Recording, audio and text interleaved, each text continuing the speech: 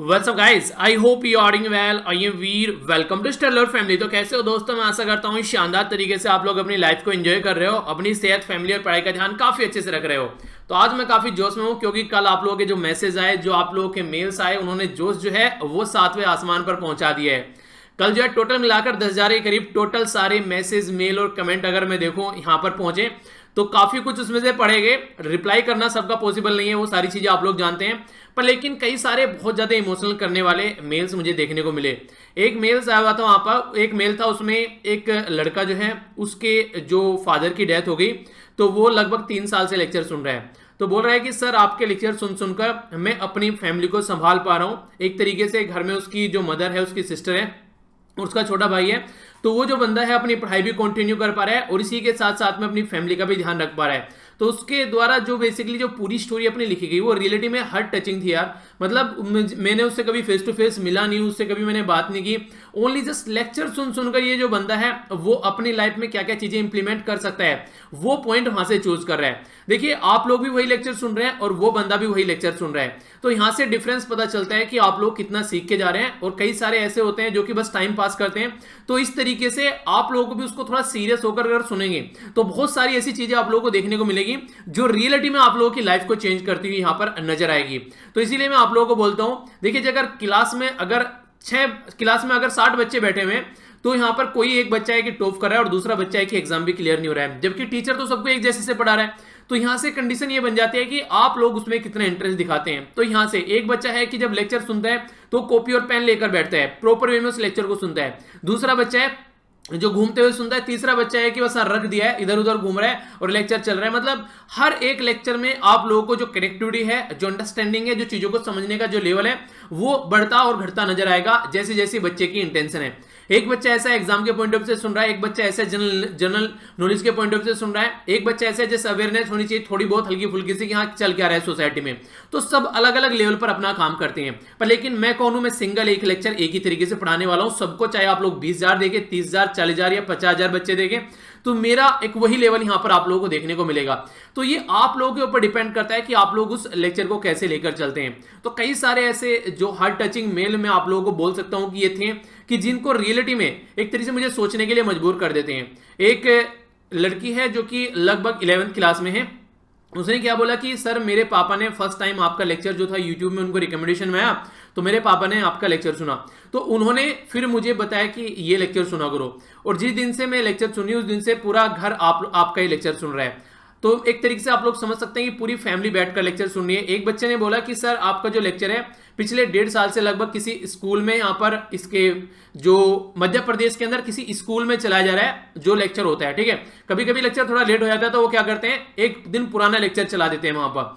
तो इसकी वजह से यहाँ पर ये कंडीशन आप लोग समझ सकते हैं कि किस तरीके से जो फायदा उसका उठाना चाह रहे हैं वो किस किस लेवल पर फायदा उठा रहे हैं। एक बच्चे ने बोला कि सर जो भी मैं आपसे सीखता हूं वो सारी चीजें फिर मैं अपनी क्लास में जाकर अपने जो दोस्त हैं उनको पढ़ा देता हूं, तो इससे मेरा भी रिवीजन हो जाता है और उनको भी कुछ सीखने को मिलता है। तो ये इस तरीके की भी कंडीशन आप लोगों को देखने को मिलेगी। तो शेयर करने के भी 2 तरीके आप लोग देखते हैं। एक तो ये वाला तरीका है कि जो आप लोग सीखें वो दूसरे को सिखा दे जाकर, ये बेस्ट तरीका है। पर लेकिन अगर आप लोग ये नहीं करना चाहते तो दूसरे वाला भी आप लोग कर सकते हैं कि कम से कम वीडियोस तक पहुंचा दें, अगर खुद नहीं कर सकते हैं। पहले वाला ज्यादा बेस्ट है अगर देखा जाए, उससे आप लोगों का रिवीजन भी हो जाएगा और सामने वाले से आपका अच्छा इंटरेक्शन भी हो जाएगा। पर लेकिन अगर टाइम नहीं है, कोई रीजन ऐसे है, तो आप लोग फिर लेक्चर शेयर कर दीजिए, तो वो भी एक अच्छा तरीका है। एक बच्चा जो है उसने काफी इंटरेस्टिंग बात बोली, उसने ये बोला कि सर आज की डेट में जब आपका लेक्चर सुनता हूं तो उससे पहले आज के डेट में अपने आप को कंपेयर करता हूं, तो 1 साल के अंदर अंदर लाइफ में इतना बड़ा चेंज आया कि ये मैंने खुद फील नहीं किया, मेरे दोस्त ने मुझे बताया कि यार तेरा सोचने का नजरिया चेंज हो गया है। ये मुझे वैसे फील नहीं हुआ जब मैं अपने दोस्त से मिला काफी समय बाद, लगभग 6-7 महीने बाद, तो उसने बोला कि यार तुम ना काफी अलग तरीके से सोचने लगे हो। तो ये चीजें फिर मैंने फील की। तो बहुत सारी चीजें ऐसी होती है लाइफ में जो चेंज होती रहती है, आप लोगों को उस टाइम पर समझ में नहीं आती है। जैसे जैसे आप लोग आगे बढ़ते हो फिर आप लोगों को ये चीजें समझ में आने लगती है। तो इसीलिए मैं हमेशा बोलता हूं कि लाइफ को हमेशा उस तरीके से लेके चलो कि जो भी आज का पैटर्न आप लोगों का है उसमें कुछ नया सीखने की कोशिश करो। जैसे कि यहां पर इस वाली कोटेशन में बोला गया है कि कोई भी प्रॉब्लम अगर आप लोगों के सामने आती है तो वो 3 ऑप्शन आप लोगों को देती है। पहला तो ये है कि उस प्रॉब्लम को एक्सेप्ट करो, दूसरा ये है कि उसको चेंज कर दो अगर आप लोगों को सही नहीं लग रही है वो प्रॉब्लम, तीसरा हुआ है कि भैया ना तो एक्सेप्ट कर सकते हैं ना चेंज कर सकते हैं, फिर तो यही है उसको छोड़ दो। तो ये तीनों ऑप्शन आप लोगों के सामने आते हैं। तो अगर आप लोग उसको एक्सेप्ट नहीं कर सकते हैं तो उसको चेंज करो और चेंज कर उसको सोल्व करने की कोशिश करो। और अगर आप लोग उसको चेंज नहीं कर सकते हैं तो उसको एक तरीके से छोड़ दो, वो टाइम वेस्ट कर रहे हैं फिर आप लोग वहां पर। तो हर एक चाहे धरती पर कोई भी प्रॉब्लम क्यों ना हो, वो इस तरीके से आप लोग को ऑप्शन देती है। कई सारे जो बच्चे हैं वो क्या करते हैं, उसको सॉल्यूशन ओरिएंटेड माइंड रखकर जो प्रॉब्लम होती है उसको अपने अंगूठे के नीचे रखते हैं, पर लेकिन कई सारे बच्चे हैं उसमें चटपटा जाते हैं, उसको सर के ऊपर चढ़ा लेते हैं।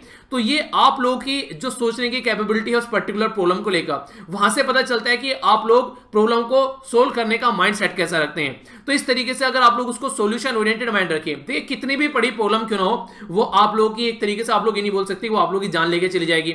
आप लोगों ने मान लीजिए एग्जाम की तैयारी करें, फेल हो जाएंगे ना, इससे फालतू क्या होगा, इससे फालतू तो कुछ नहीं होने वाला है ना। और फेलियर नाम की कोई चीज नहीं होती है। जिस दिन आप लोगों ने इस एग्जाम की प्रिपरेशन स्टार्ट की होगी ना, उस दिन से लेकर जब भी आप लोगों का एग्जाम निकलेगा, या फिर अगर नहीं निकल रहा है तो कोई दूसरा काम आप लोग करेंगे, तो आप लोग कुछ ना कुछ नया सीखेंगे। तो फेलियर बोलना उसके लिए कि एग्जाम क्लियर नहीं हुआ तो फेल हो गए, तो this is not a failure, ठीक है। आप लोगों ने कुछ नया सीखा है, तो उस तरीके से आप लोग टेंडेंसी रखिए हमेशा। तो कभी भी लाइफ में ना आप लोगों को एक तरीके से जो नहीं कहते कि टूट गया है इंसान यार, उसके अब लग रहा है कि उसको लाइफ में कुछ रखा नहीं है, वो चीजें खत्म होती है आप लोगों को नजर आएंगी। तो ये सारे भाषण नहीं दे रहा हूं आप लोगों को, कई सारे बच्चे बोलते हैं सर भाषण देना स्टार्ट कर दे दो। ये एक तरीके से आप लोग बोल सकते हैं उन बच्चों के लिए जो कि इस ऐसे कगार पर खड़े हुए हैं, जिनको लग रहा है कि जिंदगी जो है बर्बाद हो चुकी है, उनके लिए एक आशा की किरण होती है, उनके लिए एक डूबते को तिनके का सहारा होता है उनके लिए। तो हर एक बच्चे की लाइफ जो है वो अलग अलग है, अलग अलग इन्वायरमेंट में है, तो उसको अपनी लाइफ के साथ में कंपेयर मत किया करो। कई बार सिचुएशन जो रहती है वो दूसरी तरीके से रहती है, जो कि हो सकता है आप लोगों की लाइफ में ना हो, पर लेकिन ये नहीं है कि आप लोगों की लाइफ में वो चीज नहीं है तो दूसरे की लाइफ में भी वो प्रॉब्लम नहीं होगी, ठीक है। तो इस तरीके से हर एक इंसान की लाइफ अलग होती है। तो कोशिश करो कि अगर उससे कुछ सीखो, क्योंकि फ्यूचर में अगर वो प्रॉब्लम आप लोगों के सामने आती है तो आप लोग उसका सॉल्यूशन निकाल सको। ये मत सोचो कि अभी मेरे सामने प्रॉब्लम नहीं है तो कभी मेरे सामने प्रॉब्लम नहीं आएगी। जैसे कि अभी कुछ दिनों पहले एक आर्टिकल पढ़ रहा था, तो उसमें बोला गया कि हमारी सोसाइटी में जो लड़कियों के खिलाफ जो उल्टी सीधी हरकतें होती हैं वो क्यों बढ़ती जा रही हैं। क्योंकि अगर कोई देखता है कि कोई कुछ लड़के लड़की को छेड़ रहे हैं तो वहां पर बोलते नहीं है, सोचते हैं कि मेरी बहन थोड़ी ना है, मेरी दोस्त थोड़ी ना, मेरी रिश्तेदार थोड़ी ना हो, तो इस तरीके से नीचे को गर्दन करके निकल जाते हैं। हो सकता है कल को वहां पर आपका फैमिली मेंबर कोई खड़ा हो, तो उस टाइम पर क्या करोगे। तो वो चीजें जिस दिन हम लोगों ने चेंज करना स्टार्ट कर दी अपने माइंडसेट के साथ में, तो ये इस तरीके की हरकतें सोसाइटी में होना बंद हो जाएगी। पर फिर से वही बात है, ये आप लोगों के सामने है कि आप लोगों को एक्सेप्ट करना है, चेंज करना है, छोड़ना है। तो यहां से डिसीजन सारे आने स्टार्ट हो जाते हैं। तो बस यही कुछ बातें थी जो मुझे आप लोगों के साथ में शेयर करनी थी। और फिर से thanks a lot from the core of my heart, जिस तरीके से आप लोगों ने चीजों को सपोर्ट किया, जिस तरीके से आप लोग विशेष भेजते हैं यार, इतना अच्छे से आप लोगों ने अपनी फीलिंग एक्सप्रेस की है। बहुत सारे बच्चों के द्वारा बहुत अच्छी अच्छी बातें लिखी गई हैं। यानी कि ऐसा भी लगता है कई बार तो जब पढ़ने का मन नहीं कर रहा है, कुछ काम करने का मन नहीं कर रहा है, तो कई बार तो आप लोगों के मैसेज खोल के बैठ जाता हूँ, उनका पढ़ता रहता हूँ। अगर रिप्लाई नहीं आ रहा है इसका मतलब ये नहीं कि आपका मैसेज नहीं पढ़ा जा रहा है, ठीक है। रिप्लाई नहीं आ रहा है उसको अलग तरीके से मत देखिए। हाँ, हो सकता है थोड़ा लेट पढ़ा जाए, पर लेकिन वो पढ़ा जरूर जाएगा। और जब भी मुझे लगेगा कि हाँ उसमें कुछ ऐसा है कि मुझे उसके बारे में कुछ बोलना है, तो किसी न किसी लेक्चर के अंदर आप लोगों को चीजें मिल जाएंगी, अगर आप लोग रेगुलर लेक्चर के लिसनर है तो, ठीक है। तो आइए ये चीजें आप लोगों को मुझे यहाँ पर बतानी थी। कोशिश कीजिए यार लाइफ को थोड़ा इंप्रूव करके चलिए, ओके। आइए सबसे पहले एक नजर डालते हैं यहाँ पर कोरोना वायरस के केसेस के ऊपर। हमारी कंट्री में कल 90,600 कोरोना वायरस के केस आए हमारी कंट्री में, जो कि वर्ल्ड में आज तक के सबसे ज्यादा केस आप लोगों को देखने को मिल रहे हैं। इतने सारे केस वर्ल्ड में कभी भी किसी भी कंट्री में देखने को नहीं मिले। तो सारा आंकड़ा क्रॉस करते हुए महाराष्ट्र में टोटल मिलाकर 20,000, आंध्र प्रदेश में 10,000, कर्नाटका के में भी कल 9,000 केस देखने को मिले। तो काफी लार्ज स्केल पर हमारी कंट्री में कोरोना वायरस के केसेस सामने निकल कर आए। 73,000 लोग जो है ये बोला जा रहा है कि रिकवर कर लिया उन्होंने। और कल जो लोगों की जान गई, 1,000 लोगों की जान गई, ठीक है। तो टोटल मिलाकर अगर बात करें हमारी कंट्री में जो केसेस हो चुके हैं 41,10,839 केस हमारी कंट्री में हो चुके हैं। दूसरे नंबर पर ब्राजील है 41,30,000 केस के साथ में, और पहले नंबर पर है यूएसए। जिस स्पीड से हम लोग चल रहे हैं तो आने वाले 20 या 22 दिनों के अंदर अंदर यूएसए को हम लोग पीछे छोड़ते हुए नजर आएंगे, अगर इसी पैटर्न में हम लोग चलते रहे तो। क्योंकि यूएसए में लगभग हमसे आधे केस आ रहे हैं आज के डेट में, अगर हम लोग यूएसए के साथ में अपने आप को कंपेयर करते हैं तो, ठीक है। तो ये है यहाँ पर इसके बारे में। और 1-2 दिन में मैंने बोला था कि ब्राजील को हम लोग रिप्लेस कर दूसरे नंबर पर आने वाले हैं। तो ये यहाँ पर बोला जा रहा है कि दिल्ली दूर नहीं है, जैसी स्पीड में हम लोग चल रहे हैं। तो अपना ध्यान रखिए, वही एक चीज है जो आप लोगों को बचा सकती है। आज का जो डिस्कशन यहाँ पर रहने वाला है, कई सारे इंटरेस्टिंग आर्टिकल मैं यहाँ पर डिस्कस करूंगा। कुछ आर्टिकल आप लोगों के पुराने आप लोगों को देखने को मिलेंगे, और एक आर्टिकल आप लोगों को आज ही के जो न्यूज़पेपर से हैं वो थोड़ा सा एक तरीके से डिफरेंट आर्टिकल मुझे लगा, तो वो कवर करने लायक है, क्योंकि इंडिया के साथ में रिलेशन उस आर्टिकल का देखने को मिलेगा। तो सबसे पहले उसी आर्टिकल के ऊपर नहीं डालता हूं। ये आर्टिकल है श्रीलंका के बारे में। तो पहले आप लोग श्रीलंका को देखिए, श्रीलंका लोकेटेड कहां पर है। ये है अपनी प्यारी कंट्री। थोड़ा सा नीचे आएंगे तो आप लोग को श्रीलंका देखने को मिलेगा। श्रीलंका इंडिया के बीच में जो एक स्टेट है, इसको पाक स्टेट आप लोग बोलते हैं, तो इसके बारे में आप लोग याद रखिए। अगर मैप में मैं आप लोगों को यहां पर श्रीलंका दिखाऊं तो ये आप लोगों को श्रीलंका देखने को मिलेगी, और यहां पर ये है जाफना। जाफना के नाम से मुझे एक इंटरेस्टिंग फैक्ट याद आ गया। अगर आप लोगों ने यूपीएससी क्वेश्चन उठाकर देखे हो तो 2009 का जो क्वेश्चन था, क्वेश्चन पेपर था, उसमें श्रीलंका से रिलेटेड यहां पर क्वेश्चन पूछा गया था। ये जो क्वेश्चन था ये था एलिफेंट से रिलेटेड। एलिफेंट पास करके यहां पर क्वेश्चन आया था 2009 में यूपीएससी के अंदर में, और आगे चलकर भी ये क्वेश्चन कई तरीके से रिपीट किया गया। यहां तो पूछा गया एलिफेंट पास के बारे में, ठीक है। ये यहां पर कहां पर ये लोकेटेड है बेसिकली, कि श्रीलंका में लोकेटेड है, इंडिया में लोकेटेड है, नेपाल में लोकेटेड है, तो आसपास की कंट्री के नाम दिए गए। आगे चलकर कैसे आ जाते हैं क्वेश्चन, फिर ये एलिफेंट का पास का नाम देंगे और कई सारे पासेस के नाम देंगे, और उनके सामने कंट्री लिखेंगे और बोलेंगे कि इन कंट्री को मैच करो। तो यहां से आप लोग के डायरेक्ट क्वेश्चन निकल के आ जाते हैं। तो क्वेश्चन आखिर न्यूज में क्यों था उस टाइम पर, पहले आप लोग एक बार थोड़ा सा बैकग्राउंड जानिए। ये बात की जा रही है एलिफेंट पास के बारे में, और 2009 में यहां पर यूपीएससी में क्वेश्चन पूछा गया। तो एलिफेंट पास जो है यहां पर ये नॉर्दर्न प्रोविंस श्रीलंका में देखने को मिलेगा, जिसके बारे में मैंने अभी मैप में बात की। ये है जाफना, ठीक है। ये लगभग 340 kilometre north from the capital, यानी कि जो इसकी कैपिटल है यहां से लगभग 340 किलोमीटर के करीब आप लोगों को देखने को मिलेगा। कैपिटल के बारे में बात करें तो दो कैपिटल है श्रीलंका की, एक है कोलंबो, दूसरी है यहां पर जयवर्धनापुरा कोट्टे, ठीक है। तो ये इसकी कैपिटल है। अगर बात करूं श्रीलंका के बारे में, श्रीलंकन रूपी यहां पर एज ए करेंसी यूज की जाती है। साउथ एशिया की कंट्री है श्रीलंका, जो कि इंडियन ओशन में आप लोगों को देखने को मिलती है। इंटरेस्टिंग फैक्ट यहां पर यह, हमारी कंट्री आजाद हुई थी 1947 में, और श्रीलंका आजाद हुई थी 1948 में, और चाइना आजाद हुई थी 1949 में। तो ये कंट्री तीन है जो कि पड़ोसी हैं एक दूसरे के, इनके बारे में याद रखेगा। जब मैं आजादी की बात कर रहा हूं तो ये कहां से आजाद हुए, तो अंग्रेजों की गुलामी चल रही थी, यानी कि ब्रिटिश से यहां पर आजाद हुए। तो इसके चलते आखिर मैंने क्यों बताया ये आजादी के बारे में, ये इसलिए बताया क्योंकि ये भी आप लोग को आर्टिकल में आगे देखने को मिलेगा। पहले आप लोग ये चार पर्सनैलिटी के जो थोपड़े हैं पहले इनको समझिए, ये आप लोगों को देखने को मिलेगा। थोपड़ा इसलिए बोला क्योंकि जिस तरीके की कंडीशन यहां पर बनी वो एक तरीके से हमारी कंट्री के लिए ज्यादा अच्छी नहीं है, तो इसको थोड़ा समझाता हूं मैं आप लोगों को। एक टाइम ऐसा था यहां पर 2009 से, जब यहां पर ये 2009 से क्या पहले से यहां पर ये प्रेसिडेंट चल रहे थे, 2015 में जाकर इनकी कुर्सी छीनी। जो कुर्सी छीनी गई वो इन्हीं के इन्हीं की पार्टी के यहां पर एक मेंबर थे, जिनके द्वारा इनकी पार्टी छोड़ी गई और अलग से अपने इलेक्शन लड़े गए। तो इनके द्वारा ये है, यहां पर इनका नाम है महिंदा राजपक्षे। तो महिंदा राजपक्षे ये प्रेसिडेंट रहे काफी लंबे समय तक। फिर इसके बाद में यहां पर इन्हीं की पार्टी के एक मेंबर थे जिनका नाम था मैत्रीपाला सिरिसेना। मुझे लगता है शायद ये हेल्थ मिनिस्ट्री थी या कोई मतलब मिनिस्ट्री, मुझे एग्जैक्ट याद नहीं आ रही है, इनके पास में कोई मिनिस्ट्री थी। तो इन्होंने चल के अलग से इलेक्शन लड़े। तो यहां पर इनकी पॉलिटिकल पार्टी से लोग जो थे वो इतना उब चुके थे कि यहां पर ये पावर में आ गए। जब इंसान किसी दूसरे के हाथ में पावर देता है ना, तो उसको एक तरीके से एक्सपेक्टेशन रहती है कि भैया ये इंसान कुछ अच्छा काम करेगा। तो यहां पर ये जो इंसान थे, इनके द्वारा इनके साथ में मिलकर, जिनका नाम है रनिल विक्रमसिंघे, ये प्राइम मिनिस्टर, दोनों की अलग अलग पॉलिटिकल पार्टी, तो दोनों ने गठबंधन की एक गवर्नमेंट बना ली। पर लेकिन गठबंधन जो है वो ज्यादा टाइम तक चलता नहीं है, और चलता भी है तो बदनामी बहुत ज्यादा होती है। वही बदनामी यहां पर देखने को मिली। इनके ऊपर कई सारे करप्शन के चार्ज लगाए गए और इनको बोला गया मैत्रीपाला सिरिसेना को, यार तुम तो ये पॉलिटिकल पार्टी छोड़कर आए थे करप्शन के चार्ज के नाम पर, और तुम यहां वही हरकतें कर रहे हो। तो इस तरीके से फिर इनके बीच में खटास पड़ने लगी, और खटास पड़ते पड़ते वो इतनी बुरी कंडीशन में आगे पहुंच गई कि ये एक दूसरे के अलग अलग होने की कोशिश करने लगे। बार बार कई सारी उल्टी सीधी हरकतें इनके द्वारा की गई। तो उन्हें कहते हैं कि पॉलिटिकल एक तरीके से खलबली मच गई श्रीलंका के अंदर में, तो वो वाली कंडीशन यहां पर बन गई। तो लोगों ने जो ट्रस्ट दिखाया था जब यहां पर इनकी गवर्नमेंट बनाई और इनको पावर दी थी, तो लोगों को लगा था यार कुछ सुधरेगा, पर लेकिन कुछ सुधरा नहीं वहां पर, और फिर से कंडीशन जो है वो उसी कगार में आकर खड़ी हो गई। आप लोग ऐसे बोल सकते हैं जैसे हमारी कंट्री में दो पॉलिटिकल ऑल्टरनेटिव हैं आज के में, एक तो बीजेपी, दूसरा कांग्रेस। या तो बीजेपी ढंग से काम करेगी या फिर कांग्रेस ढंग से काम करेगी। जो ढंग से काम करेगी वो पावर में आ जाएगी, अगर पावर में आने के बाद फिर उल्टी सीधी हरकतें करेगी तो फिर पहले वाली पावर में आ जाएगी। तो यहां पर भी यही कंडीशन देखने को मिली। पहले पावर इनके हाथ में थी, फिर इनके हाथ में आ गई, पर इन पे ये पावर झिली नहीं, ठीक है। तो फिर यहां पर ये पिक्चर से आउट हो गए। अब फिर से पावर इनके हाथ में आ गई। अब क्या है, अब फिर से यहां पर ये प्रेसिडेंट तो नहीं बने पर प्राइम मिनिस्टर बन गए, क्योंकि इनकी कंट्री में एक संविधान में संशोधन किया गया जिसके चलते इनके हाथ में प्रेसिडेंट बनने की पावर नहीं है, क्योंकि प्रेसिडेंट 2 बार बन सकते हैं और 2 बार ये बन चुके। तो इन्होंने क्या किया, अपने भाई जिनका नाम है गोटबाया राजपक्षे, इनको प्रेसिडेंट बना दिया। तो आज की डेट में ये है श्रीलंका के प्रेसिडेंट गोटबाया राजपक्षे और ये है प्राइम मिनिस्टर जिनका नाम है महिंदा राजपक्षे। तो राजपक्षे जो परिवार है आज की डेट में वो कंप्लीटली काबिज हो चुका है यहां पर। तो वही चीजें यहां पर दिखाने की कोशिश की जा रही है।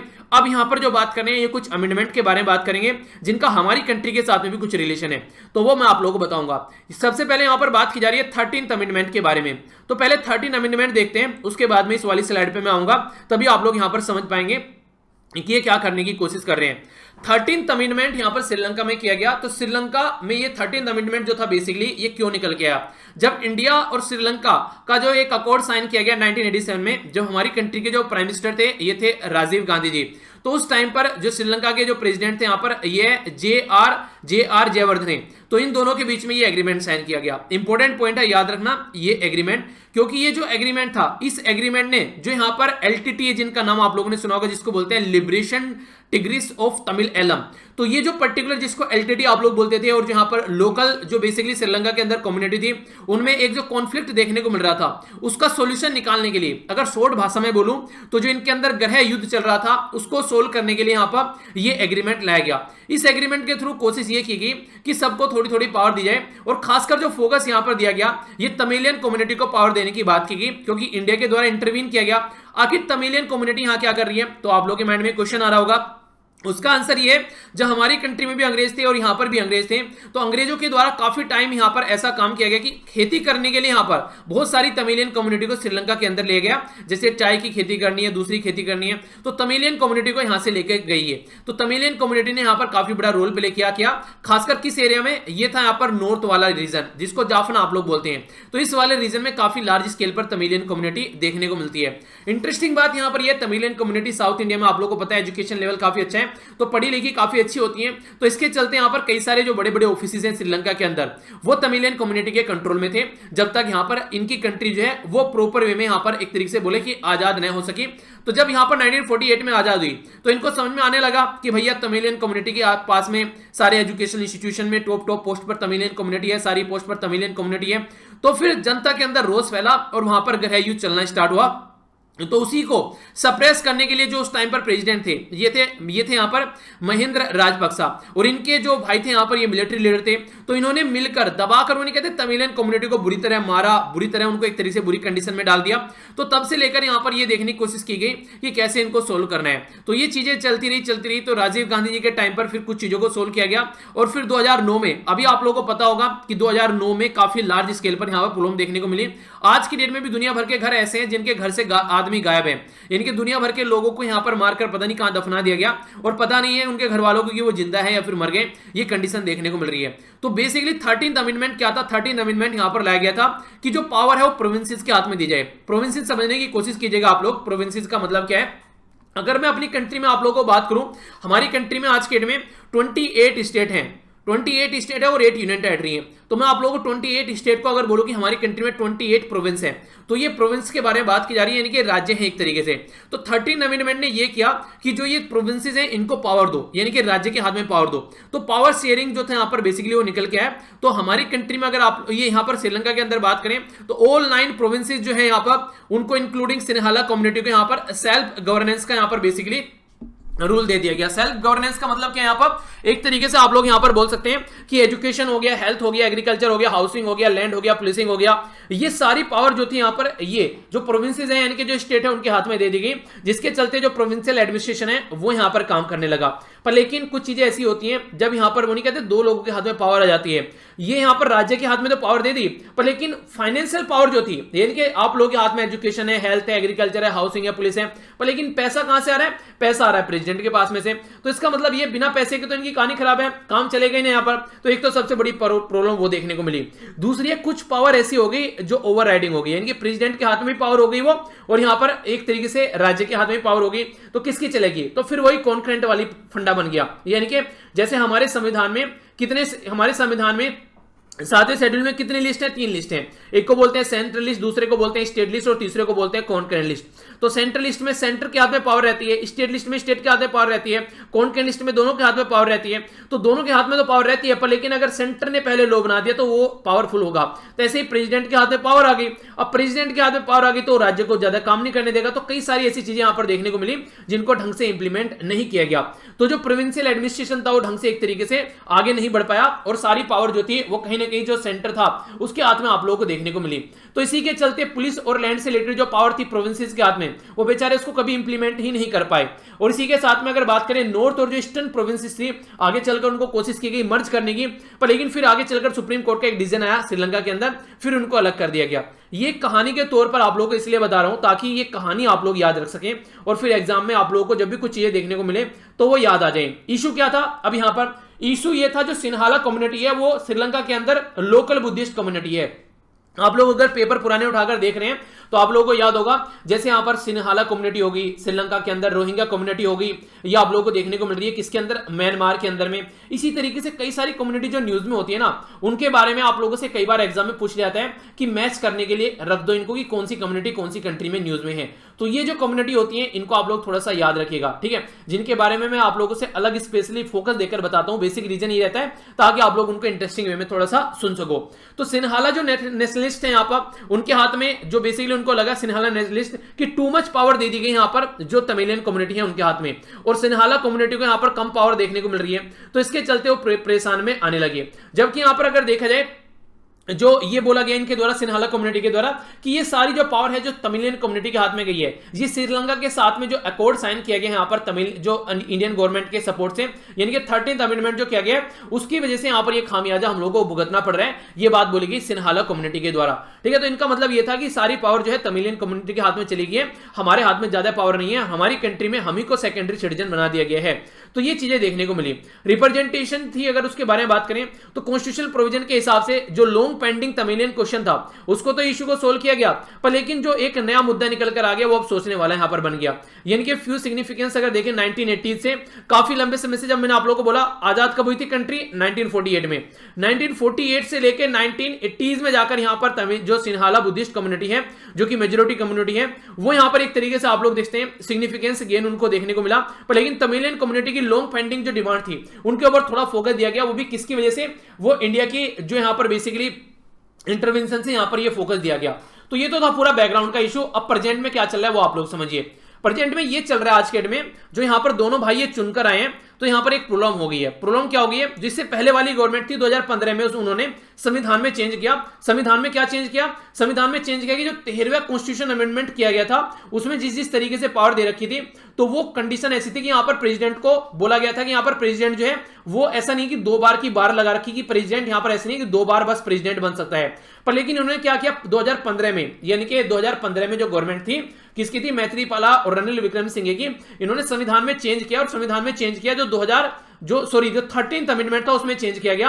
अब प्रेसिडेंट को 2 टर्म के लिए बस बोला कि 2 टर्म के लिए प्रेसिडेंट आ सकता है। तो अब ये फिर से पावर में आ गए। अब इनको वो चीज पसंद नहीं आ रही है क्योंकि ज्यादा फेमस जो है यहां पर ये है महिंद्र राजपक्षे, ना कि गोडबिया राजपक्षे। तो इसलिए इन्होंने वो वाली कंडीशन को चेंज करने की कोशिश कर रहे हैं अब लोग, ये कि प्रेसिडेंट ऐसा नहीं कि 2 बार बन सकता है, कितनी भी बार प्रेसिडेंट बन सके, कुछ ऐसी कंडीशन अभी ये लेकर आएंगे। तो इसके चलते अब ये फिर से यहां पर चेंज करने की कोशिश कर रहे हैं, क्योंकि अभी यहां पर जो प्रेसिडेंट की एग्जीक्यूटिव पावर है 2015 में जो अभी गवर्नमेंट गई है उसने यहां पर चेंज कर दी, ठीक है। स्ट्रेंथ किया यहां पर पार्लियामेंट को और इंडिपेंडेंट कमीशन को, ताकि एक पर्टिकुलर पर्सन के हाथ में पावर न आ जाए। तो इसलिए यहां पर अब ये एक यहां पर ऑलरेडी ड्राफ्ट करके एक नया अमेंडमेंट लेकर आ रहे हैं, जिसको 20वां अमेंडमेंट बोला जा रहा है। 20वां अमेंडमेंट क्या करेगा? ये 13th अमेंडमेंट के ऊपर फोकस देगा, यानी कि 30th अमेंडमेंट में जो पहले पावर दे रखी थी उसको यथास्थिति बनाएगा। समझने के लिए एक थोड़ा सा उदाहरण मैं आप लोगों को देता हूं, आप लोग और अच्छे से समझ पाएंगे। आप लोगों को पता है हमारी कंट्री में संविधान बनाया गया 26 जनवरी 1950 में, हमारी कंट्री में उसको कंप्लीटली अडॉप्ट किया गया। पर लेकिन जैसे जैसे चीजें आगे बढ़ी, एक टाइम ऐसा है जिसको 1975 से लेकर 77 तक का टाइम ड्यूरेशन था, जिसको कंट्री में आप लोग नेशनल इमरजेंसी के नाम से जानते हैं। उस टाइम पर एक कॉन्स्टिट्यूशन अमेंडमेंट लाया गया जिसको आप लोग बोलते हैं 42nd कॉन्स्टिट्यूशन अमेंडमेंट। ये लाया गया 1976 में।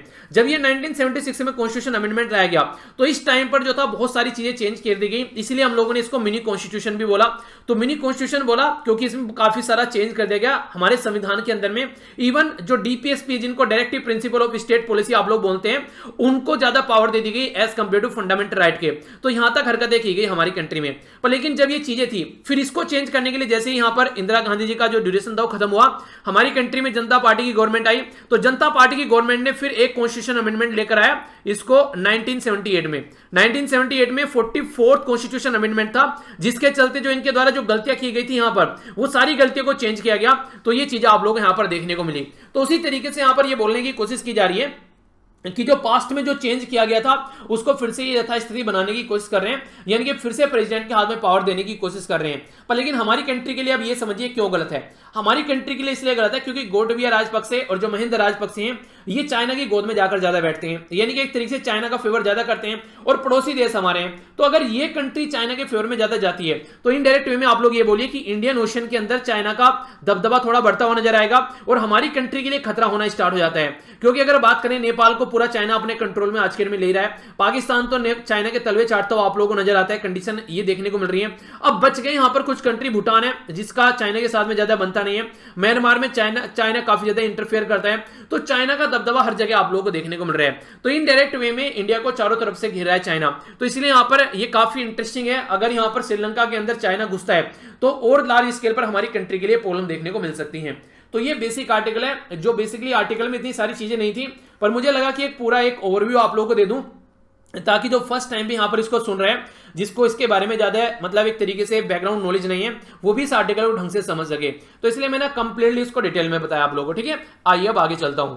ये आर्टिकल जैसे हमारी कंट्री में भी नई एजुकेशन पॉलिसी आई है, तो उसके पॉइंट ऑफ से थोड़ा सा डिफरेंट और इंटरेस्टिंग आर्टिकल आप लोग इसको बोल सकते हैं। अगर आप लोगों को मैं बोलूं कि हमारी कंट्री में जो हिस्ट्री पढ़ाई जा रही है वो उस तरीके से नहीं पढ़ाई जा रही है जिस तरीके से पढ़ानी चाहिए, यानी कि कुछ एरिया ऐसे हैं जो हमारी कंट्री में कवर नहीं किए जा रहे हैं, उनके ऊपर भी हम लोग को फोकस देना चाहिए। आखिर ऐसा क्यों बोला गया? देखिए, सीबीएसई जो है ना आज के डेट में, जो उसका करिकुलम है, जो उसका एक तरीके से सिलेबस है, वो कहीं ना कहीं हमारी कंट्री में एक सेंट्रल लेवल का एक सिलेबस करिकुलम बन चुका है। यानी कि चाहे नॉर्थ से लेके साउथ में आप लोग इंडिया के अंदर कहीं भी चले जाइए तो सीबीएसई का सिलेबस आप लोगों को नॉर्मली देखने को मिलेगा। तो एक इनडायरेक्ट वे में अगर बोला जाए तो सीबीएसई जो है हमारी कंट्री में एक सेंट्रल तरीके से एजुकेशन सिस्टम को इंप्लीमेंट करने वाली एजेंसी हो चुकी है। पर लेकिन जब इसके सिलेबस के बारे में बात करते हैं तो इसको थोड़ा सा हम लोग को समझना पड़ेगा। यहां पर बोला गया कि मोर रिप्रेजेंटेशन होनी चाहिए अगर हिस्ट्री के कैरिकुलम की हम लोग बारे में बात करें, क्योंकि हिस्ट्री का जो कैरिकुलम है, जो हिस्ट्री के अंदर जो सिलेबस, जो हिस्ट्री के अंदर जो चैप्टर्स पढ़ाए जाते हैं उसके सॉरी जो हिस्ट्री के अंदर जो चैप्टर पढ़ाए जाते हैं उनको थोड़ा सा इंटरेस्टिंग वे में आप लोगों को समझना पड़ेगा। सबसे पहले तो बोला गया कि इंडियन हिस्ट्री जो है यहाँ पर एक तरीके से वो क्या होता है, एक तरीके से बोला गया कि अब जो applying lesson from Indian history to the human behaviour, आज के दिन में आप लोगों को हमारी सोसाइटी में, हमारी कंट्री में जो कल्चर, जो बिहेवियर लोगों को देखने को मिल रहा है, कहीं ना कहीं वो हमारी हिस्ट्री से हम लोगों को देखने को मिल रहा है। हमारी कंट्री में आज के दिन में अगर आप लोग देखिए, फंडामेंटल राइट पर इतना ज्यादा फोकस क्यों किया गया हमारे संविधान में कि आर्टिकल 12 से लेकर आर्टिकल 35 तक उनको पार्ट, कौन से पार्ट में, पार्ट 3 में रख दिया गया। तो उस पर बहुत ज्यादा फोकस दिया गया। रीजन क्या था? रीजन थी हिस्ट्री अंग्रेजों के द्वारा रूल किया गया ताकि फिर से कोई आकर हमारे ऊपर रूल न करने लगे। तो ये बेसिक फंडा आप लोग यहां पर देखने को मिलेगा। तो इसीलिए यहां पर बोला जा रहा है कि हिस्ट्री जो है वो ह्यूमन के बिहेवियर में चेंज भी करती है, बदलाव भी लाती है। और एक तरीके से अगर किसी ह्यूमन का बिहेवियर किसी कंट्री का आप लोग समझना चाहते हैं तो उसकी हिस्ट्री आप लोगों को ये चीजें समझा सकती है। अभी हम लोग बात करते हैं सीबीएसई की 7th क्लास की जो टेक्स्ट बुक है, उसमें नॉर्थ और साउथ के बारे में काफी अच्छे से पढ़ाया गया। कई सारे चैप्टर आप लोगों को देखने को मिलेंगे। पर लेकिन जब हम लोग बात करते हैं यहाँ पर नॉर्थ ईस्ट के बारे में, तो नॉर्थ ईस्ट के बारे में उसको कहीं ना कहीं इग्नोर किया गया है। यानी कि जो स्टूडेंट्स हैं यहाँ पर, उनको दिल्ली सल्तनत, मुगल एम्पायर के बारे में उनको 6 आउट ऑफ 12 चैप्टर आप लोगों को देखने को मिलेंगे। ठीक है, रेस्ट जो चैप्टर आप लोगों को देखने को मिलेंगे विजयनगरा एम्पायर, इन सब चीजों के बारे में, वो सारी चीजें पढ़ाई गई हैं। पर कहीं पर भी नॉर्थ ईस्ट के बारे में हिस्ट्री नहीं पढ़ाई गई है। तो इसका मतलब यहां पर ये हो गया कि जो बच्चे ये सारी चीजें पढ़ेंगे वो जब आगे बढ़कर आएंगे उनको नॉर्थ ईस्ट के बारे में कोई ज्यादा इंफॉर्मेशन होगी नहीं। तो इनडायरेक्ट वे में हम लोग अपने नॉर्थ ईस्ट के जो रीजन को है वो अलग थलग डाल रहे हैं। जिस तरीके से हिस्ट्री के अंदर जो रिप्रेजेंटेशन होनी चाहिए थी वो यहां पर देखने को नहीं मिल रही है। तो अब नया सिलेबस जो आ रहा है, अब नई पॉलिसी जो आ रही है, उसके हिसाब से हम लोगों को इसको चेंज करना चाहिए। बोला गया कि एक चैप्टर आप लोगों को यहां पर देखने को मिलेगा होम्स के ऊपर। ठीक है, इसको यहां पर ताई होम्स के नाम से भी आप लोग बोल सकते हैं, जो कि नॉर्मली हमारी कंट्री में अगर बात करें ओरल हिस्ट्री, जो कि देखिए अगर दूसरी कंट्री में आप लोग जाओगे ना, जो इनकी हिस्ट्री होती है वो नॉर्मली जो लिखी हुई होती है उसी को वो नॉर्मली समझ पाते हैं। मतलब एक तरीके से बोलते हैं कि जो लिखी हुई है वही रिलेटिव में हिस्ट्री है। हमारे यहाँ पर ओरल चीजों पर ज्यादा फोकस दिया जाता है कई बार। ठीक है, इससे क्या रहता है, आज मैं आप लोगों को कहानी सुना रहा हूं, मेरा मन किया मैंने कुछ चीजें उसमें लाइन चेंज कर दी, कल को कोई और आकर कहानी सुनाएगा तो फिर वो कुछ और चेंज कर देगा। तो इस तरीके की चीजें जो होती है वो चेंज होती रहती हैं। यानी कि जो रिटर्न वाली है, अगर आप लोग अफ्रीका के अंदर एक तरीके साउथ अमेरिका या फिर एशियन ट्रेडिशन के बारे में बात करें तो ओरल जो है वो बेसिकली ज्यादा फोकस किया जाता है, यानी कि ओरल हिस्ट्री पर ज्यादा फोकस किया जाता है। जबकि नॉर्मली जो होना चाहिए वेस्टर्न ट्रेडिशन में क्या रहते हैं, वो जो बुक्स हैं वो उनको ट्रुथ मानते हैं, यानी कि जो किताब में लिख दिया वो सत्य है। वहां पर हमारे यहाँ पर ऐसे नहीं मुंह जबानी ज्यादा चीजें चलती हैं, तो वो चीजें देखने को मिलती है। तो इसी के चलते यहाँ पर बात की जा रही है जो सीबीएसई के बारे में अगर हम लोग बात करें, नेशनली फोकस इनके ऊपर दिया जा रहा है, तो जो नॉर्थ ईस्ट वाला रीजन है वो भी यहां पर कवर करना चाहिए। क्योंकि जो बच्चा है आज की डेट में अगर वो इस तरीके से समझेगा तो तभी चीजों को अच्छे से समझ पाएगा। और हिस्ट्री को पढ़ने का एक तरीका यहां पर बताया गया है। पहले बच्चे को स्टेट की बताए जिस राज्य में अंदर वो रहता है, फिर उसको नेशनल लेवल की हिस्ट्री बताए, उसे थोड़ा बाहर निकालिए स्टेट से, और फिर इंटरनेशनल लेवल की हिस्ट्री पढ़ाएं। तो इस तरीके से अगर बच्चे को आप लोग पढ़ाएंगे तो वो उस सब्जेक्ट को ज्यादा अच्छे से समझ पाएगा। मैं तो ये बोलना चाहूंगा कि पहले उसको डिस्ट्रिक्ट के बारे में बताएं, ठीक है, तब यहां पे ज्यादा चीजें आप लोग समझ पाएंगे। तो कहने का मतलब यहां पर यह कि लोकल एरिया में तो जो चीजें हैं वो ज्यादा अच्छे से समझ पाएगा। अगर वो चीजें उसको आगे पढ़ाएंगे, थोड़ा सा एक उदाहरण देता हूं मैं आप लोगों को, इंटरेस्टिंग लगेगा आप लोगों को। अगर किसी बच्चे को पंचायत के बारे में बताया जाए पहले, क्योंकि पंचायती राज सिस्टम जो है वो उसने आसपास में देखा है, सुनता है हाँ कि गांव में प्रधान के इलेक्शन हो रहे हैं, प्रधान भी जानता होगा कई सारे बच्चा कि मेरे गांव का प्रधान कौन है। क्या आप लोग जानते हैं आप लोग के गांव का प्रधान कौन है? बताइए चलिए किस गांव से है और आप लोग के गांव का प्रधान कौन है? देखता हूं कितनों को याद है अगर गांव से बिलोंग करते हैं, ठीक है। तो बेसिकली क्या होता है, वो उसकी लोकल एरिया की जो हिस्ट्री है वो जानता है। अगर म्युनिसिपैलिटी में आप लोग रहते हैं तो आप लोग उसके लोकल एरिया के बारे में आप लोग जानते होंगे वहां पर। तो कंडीशन ये रहती है कि अगर लोकल एरिया के बारे में उसको पॉलिटी आप लोग पढ़ा देते हो तो फिर वो स्टेट की पॉलिटिक्स समझ पाएगा कि स्टेट लेवल पर किस तरीके से गवर्नर है, किस तरीके से चीफ मिनिस्टर है, काउंसिल ऑफ मिनिस्टर क्या है, किस तरीके से यहाँ पर ये लेजिस्लेटिव असेंबली है, क्या लेजिस्लेटिव काउंसिल है, आखिर मेरे राज्य में लेजिस्लेटिव काउंसिल क्यों है, दूसरे राज्य में लेजिस्लेटिव काउंसिल क्यों नहीं है। तो ये सारी चीजें यहाँ पर फिर वो समझना स्टार्ट हो जाएगा। फिर उसको आप लोग नेशनल लेवल की पॉलिटिक्स पढ़ाओ कि यहाँ सेंट्रल लेवल पर क्या होता है, प्राइम मिनिस्टर होते हैं, ये प्रेसिडेंट होते हैं, काउंसिल ऑफ मिनिस्टर होती है, कैबिनेट मिनिस्टर होते हैं, इस तरीके से चीजें होती हैं, ये लोकसभा होते हैं, राज्यसभा होता है। तो इससे क्या होगा, बच्चा जो है चीजों को अच्छे से पकड़ पाएगा। तो इस तरीके की चीजें यहाँ पर लेकर चलनी चाहिए। आप लोगों को क्या मानना है, सही है या फिर गलत है? ये मेरा परसेप्शन है खुद का, आप लोगों को अच्छा लगे तो इंप्लीमेंट कर सकते हैं, वरना तो कोई बात ही नहीं है। तो यहाँ पर राइटर भी यही बोल रहे हैं कि स्टेट, नेशनल और इंटरनेशनल लेवल पर आगे बढ़िए तो चीजें आप लोग ढंग से समझ पाओगे। आज की डेट में अगर मैं आप लोगों से बात करूं, देखिए ये इस तरह के क्वेश्चन आप लोगों से कई बार पूछ ले जाते हैं, ठीक है। यहां पर इनके द्वारा बोला गया कि एक तरीके से ज्यादा फोकस जो देना चाहिए वो थोड़ा सा हम लोग को चेंज करना पड़ेगा, ठीक है। किस तरीके से, जैसे मान लीजिए कोई बच्चा तमिलनाडु का है, ठीक है, तो उसको चाहे कुछ पता हो चाहे ना पता हो, उसको पांड्या डेंसिटी के बारे में जरूर पता होना चाहिए, यानी कि उसको इसके बारे में आप लोग जरूर पढ़ाइए, यानी कि लोकल चीजों के बारे में कम से कम उसको जरूर पढ़ाइए आप लोग। इसी तरीके से अगर आगे चले, यहां पर नेक्स्ट बात की जा रही है केरला के बारे में। अगर केरला का कोई बच्चा है तो उसको यहां पर यह कुला सेखरा, तो इसके बारे में आप लोग जरूर पढ़ाइए, ठीक है। इसी तरीके से आंध्र प्रदेश के अंदर बोला गया काकतिया, इस के बारे में जरूर पढ़ाइए। तो ये अलग अलग रीजन में अलग अलग टाइम पर ये अलग अलग डेंसिटी यहां पर देखने को मिली है, तो इनके बारे में पता होना चाहिए। एक तरीके से मैं आप लोगों को तो बोलूं, प्रीलिम्स का एक क्वेश्चन आप लोगों को तैयार हो चुका है। यहाँ पर तीनों राज्य के नाम आप लोगों को देंगे यहाँ पर एग्जाम में, और एग्जाम में नाम देने के बाद में इनके डेंसिटी के नाम आप लोगों के सामने लिख देंगे और बोलेंगे मैच करो कि यह मैच सही है, या तो ये बोलेंगे कि देखेंगे कि कौन सा मैच सही है कौन सा गलत है, या फिर आप लोगों को बोल देंगे कि मैच करो कि ए के साथ में बी और बी के साथ में 2 के साथ में सी, ऐसे। तो दो तरीके से क्वेश्चन आप लोगों को देखने को मिलते हैं यहाँ पर। तो इसीलिए मैं बोलता हूं थोड़ा सा ध्यान से सुना कीजिए और थोड़ा सा रिवीजन अगर आप लोग करते रहोगे ना तो बहुत सारे क्वेश्चन आप लोग के तैयार हो जाते हैं। पर लेकिन आप लोग चीजों को इग्नोर ज्यादा करते हो तो फिर आप लोगों को प्रॉब्लम देखने को मिलती है। तो ये चीजें बनाने की कोशिश की जा रही है कि लोकल हिस्ट्री को ज्यादा फोकस करो, रीजनल लेवल पर ज्यादा फोकस करो, और मेडिकल पर भी थोड़ा फोकस करो। आज के डेट में ज्यादातर जो लोग हैं उनको डायरेक्ट क्या किया जाता है, कई सारे जैसे कि इंस्टीट्यूशन है या कॉलेज स्कूल है, वहां पर क्या करते हैं वो डायरेक्ट उनको मॉडर्न हिस्ट्री पढ़ाते हैं। 1857 की क्रांति से स्टार्ट करते हैं, 1857 से पहले क्या हुआ उसके बारे में कुछ बताते ही नहीं है ज्यादा। तो ये कंडीशन यहाँ पर देखने को मिलती है। तो उनको पहले बताओ भैया कैसे कैसे यहाँ पर किस तरीके की चीजें चेंज हुई है, मुगल पीरियड में कैसे कैसे यहाँ पर अंग्रेजों ने अपना पैर जमाना स्टार्ट किया है, फिर कैसे कैसे यहाँ पर जो मुगल ड्यूरेशन की अगर हम लोग बात करें तो उनकी जो एक तरीके से उनके जो राजा थे कैसे उनकी पावर खत्म होना स्टार्ट हो गई। जिस तरीके से देखिए जब कहीं पर कोई कमजोरी होते हैं ना, आप लोग इसको ऐसे समझिए, जैसे मान लीजिए आप लोग दो दोस्त हैं, ठीक है, आपकी दोस्ती ज्यादा अच्छी नहीं है तो तीसरा आदमी आकर जरा सी देर में आप लोगों को लड़ा देगा। पर लेकिन अगर आप लोगों की दोस्ती अच्छी है, एक दूसरे के ऊपर पूरा ट्रस्ट है, तो तीसरा आदमी आप लोगों को लड़ा नहीं सकता। यहां पर भी ऐसे ही देखने को मिलता था, राजा रजवाड़े हुआ करते थे, वो आपस में एक दूसरे के ऊपर ट्रस्ट नहीं करते थे। तो अंग्रेजों ने क्या किया, एक के साथ में मिल गए और दूसरे को पिटवा दिया उसी से। तो फिर क्या किया, इसको तो इसने पीट दिया, बच गया ये, इसको अंग्रेजों ने पीट लिया। तो कंडीशन क्या हो गई, कंडीशन ये होगी कि सामने वाले को पिटवा दिया, आधी पावर तो वहां पर लगा दी उसकी, और बची कुची में अपने को उसको कंट्रोल करके बैठ गया।